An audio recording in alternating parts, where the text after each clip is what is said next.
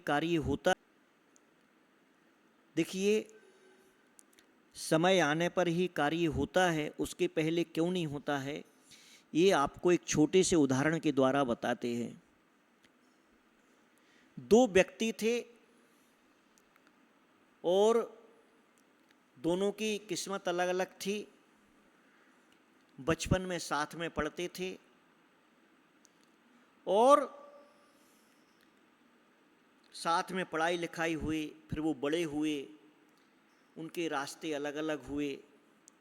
उनमें से एक व्यक्ति कैसे भी करके थोड़े बहुत उसने जीवन में धन को इकट्ठा करके छोटा मोटा धंधा पानी करता था, उसका जीवन निकल रहा था, जैसे तैसे चल रहा था। और किन्हीं कारणों से जो उसने कार्य प्रारंभ किया था वो कार्य उसका चला नहीं, वह अक्षम हो गया। तो उसकी पत्नी ने कहा कि देखो, बच्चों को पालना है और ये अपने पास में दूसरा कोई सहारा है नहीं।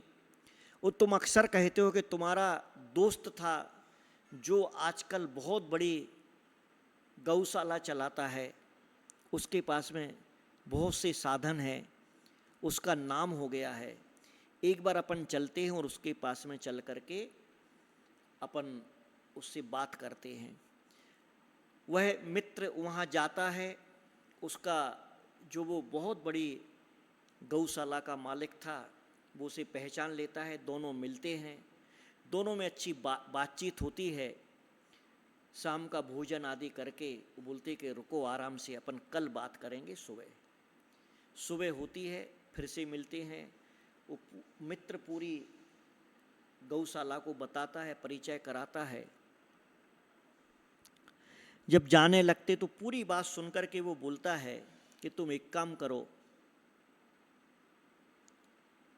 एक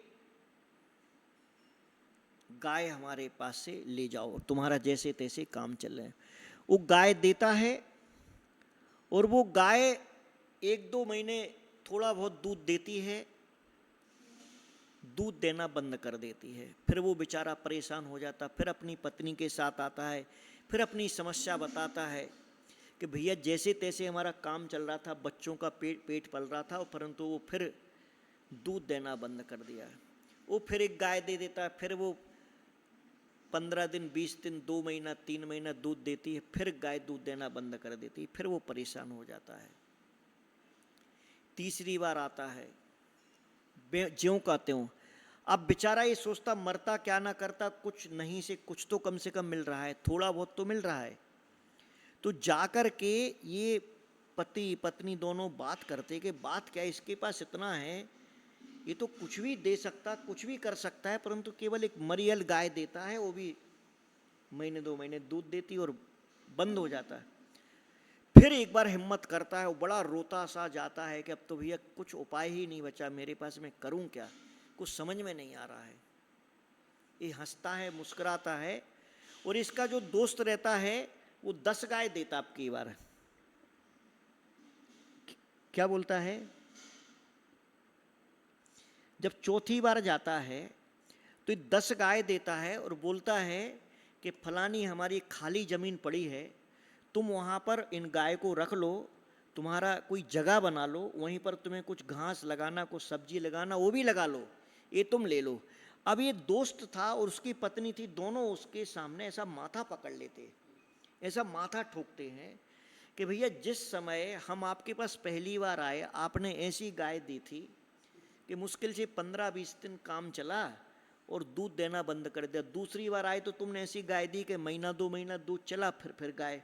अभी तीसरी बार आए तो आपने ऐसी गाय दी जो 6-7 महीना चली, और उसने गाय माने दूध भी ज़्यादा देती थी और उसकी माने दूध देने की कैपेसिटी अच्छी थी, और इतने लंबे समय। और बोले अब की बार आए तो आपने तो सीधी 10 गाय दे दी और जमीन साथ में। ये चक्कर क्या है, जब हमको जरूरत थी, जब हम एकदम बिल्कुल उसमें थे, खाने के लाले पड़े थे, तो उस समय तो आपने मरियल गाय दी और बिल्कुल ऐसे माने ले जाना मुश्किल था और उसका पालना मुश्किल था, मुश्किल से हमारा काम चला। देखना जवाब, उसका जवाब हमारे जीवन के लिए, सबके जीवन के लिए। वो जो बड़ा दोस्त था वो बोलता है, तेरा जो वो समय था जब तू पहली बार आया था, तेरा समय ऐसा था कि अगर मैं पूरी गौशाला तेरे लिए सौंप देता तब भी तेरी किस्मत में, तेरे भाग्य में, तेरे द्वारा वो आधा लीटर ही, 1 लीटर दूध ही निकलना था। और ये 15 दिन में हमारी गौशाला और बंद हो जाती अगर तेरे लिए सौंप जाते। दूसरी बार जब आया तो तेरा कुछ पुण्य बढ़ा, तूने कुछ अच्छा सा काम किया होगा तो महीना 1.5 महीना के लिए तेरे लिए गाय मिल गई। तू जीवन में तूने जैसे जैसे अपने यहाँ पर अच्छे विचार करना शुरू की, थोड़े से कुछ अच्छे सेवा करना शुरू किया, थोड़ा सा किसी का अच्छा, 6 महीने में दूध में तूने दूसरों को भी कुछ देना शुरू किया, दूसरों की मदद करना शुरू किया, कम में भी तेरा पुण्य बढ़ा। और वो अब ऐसा है कि अब आया है वो समय काय का कि अब तू 10 गाय को पाल सकता है, अब तू उस जो जमीन पड़ी है तू उसमें भी कुछ कर सकता है। उस समय तू कुछ नहीं कर सकता था, इसलिए मैंने वो मरियल ऐसी गाय दी थी कि तेरा काम चल जाए।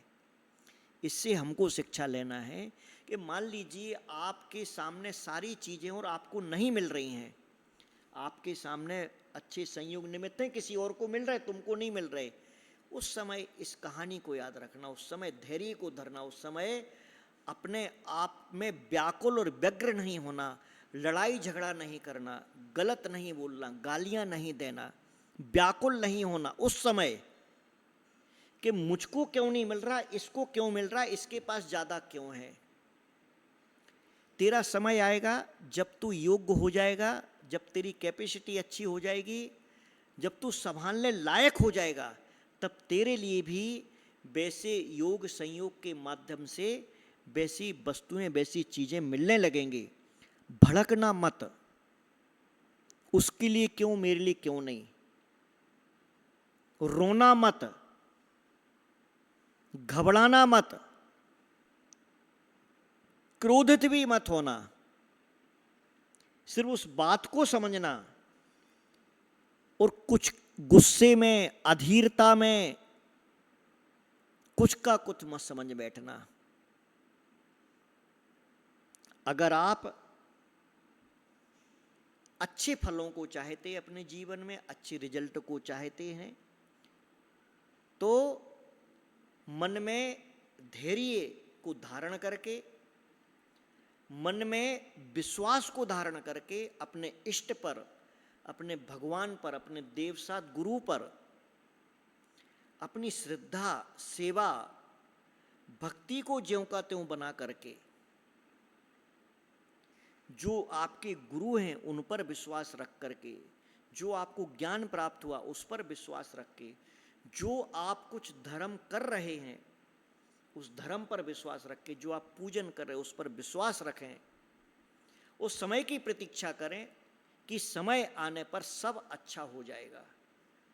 तो निश्चित रूप से आपके जीवन में समय आने पर सब